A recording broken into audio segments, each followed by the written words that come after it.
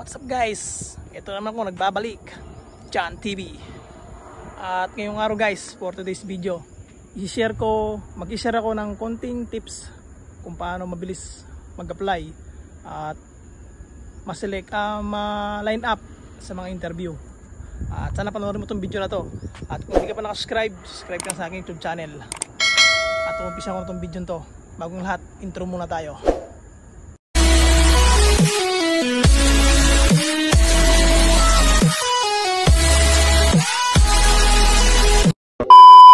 At nga guys, magandang hapon ulit.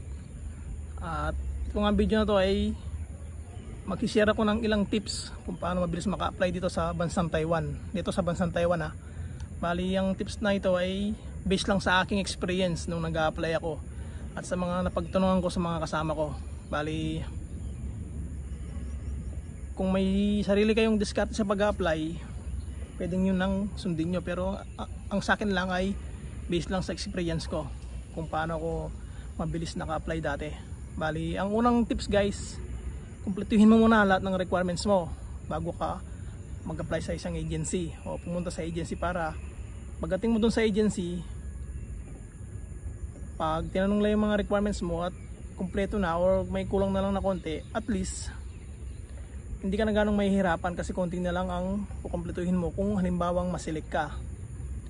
Una mong kunin, kung wala ka pang passport, kuha ka ng passport, tapos UMID ID, tapos yung dati kasi nung ako voters ID ang pinasa ko, pero ngayon okay na ata yung voters certificate lang, pwede na kasi hindi na sila nagre-release ng voters ID ngayon. Bali, ang required na lang nila ngayon voters certificate na.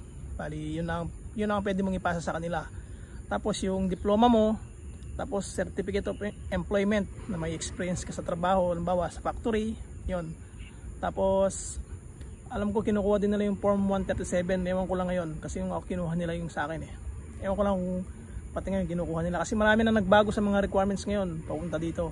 May mga nadagdag, merong iniba, yun.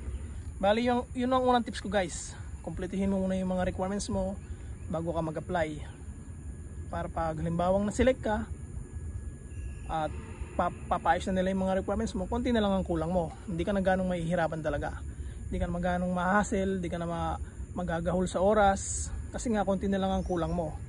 At dun sa lineup, maganda rin na kompleto na yung mga requirements mo kasi pag nag-apply ka at pasok ka dun sa hiring nila, titignan nila yan sa requirements mo, kung may passport ka na, may UMID ka na, doon ka malaline up agad for interview.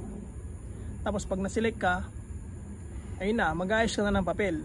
Kung halimbawa naayos mo na lahat, mas maganda kasi hindi ka na pabalik-balik sa Manila o sa agency kung okay na yung mga papers mo, mga requirements mo, kung walang problema. Kaya yun ang unang tips ko para makapag-apply ka agad at pa-line up sa mga interview. Yung requirements, number 1 kasi yan number 1 talaga ang requirements. At itong pangalawang tips ko guys, halimbawa nag-apply ka sa isang agency, huwag kang magpo-focus doon. Bali, kung ilan yung kaya mong applyin sa isang araw, baba nakapag-apply ka doon sa isang agency, lipat ka doon sa ibang agency. Huwag ka lang magpo-focus sa isa. Kung ilan yung kaya mong applyin sa isang araw, applyan mo para at least may choice ka. Kumbaga yung apply mo hindi lang iisa, kumbaga isa o tatlong agency. Pag halimbawa wala silang hiring doon sa isang agency, doon sa isa meron silang hiring, at least may choice ka, may tatawag at tatawag sa'yo pagka halimbawang may hiring sila. At ang pag-apply pala guys, nung ako kasi based lang sa akin yun, kung sa akin is maaga kaming pupunta ng agency. Bali, minsan umaalis kami alas 3 na madaling araw, bumibiyahe na kami, darating kami sa agency mga 5 ganon o 5:30. Mas maganda kasi mas maaga kasi pag lumiwanag na, ayan, dadami na yung mga aplikante.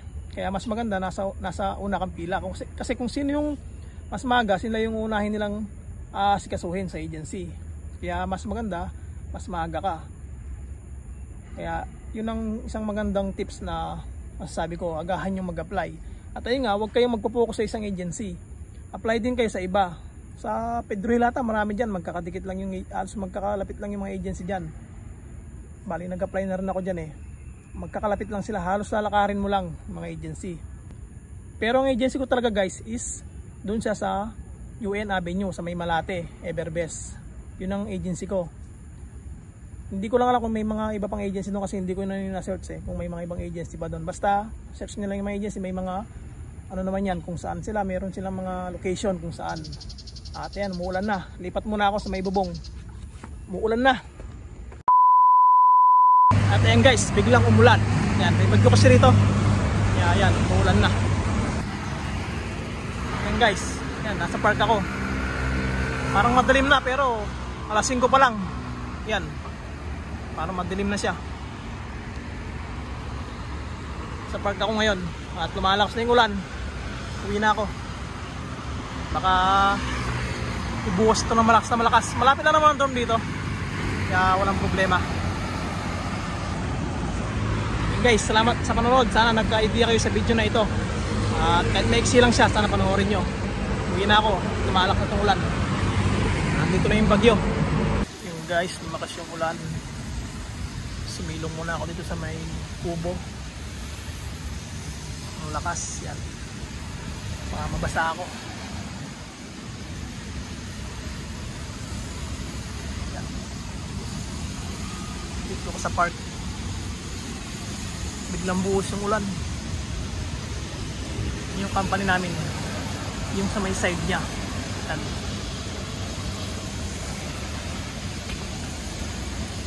bali karugtong yan ng company namin. Karugtong ng aming company. At doon yung harap, doon banda, yun may building na yun, yung may building niya, yun yung harap ng company namin. Yun ba guys, yan, lakas ng ulan, oh. Napasilong muna ako dito sa may kubo.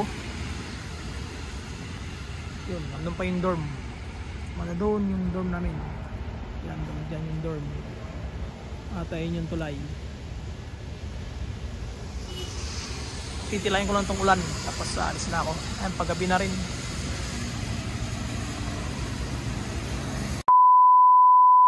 At ayun guys, medyo humina na yung ulan. Ayan, pabalik na ako ng dorm. Nakaibuhos pa to.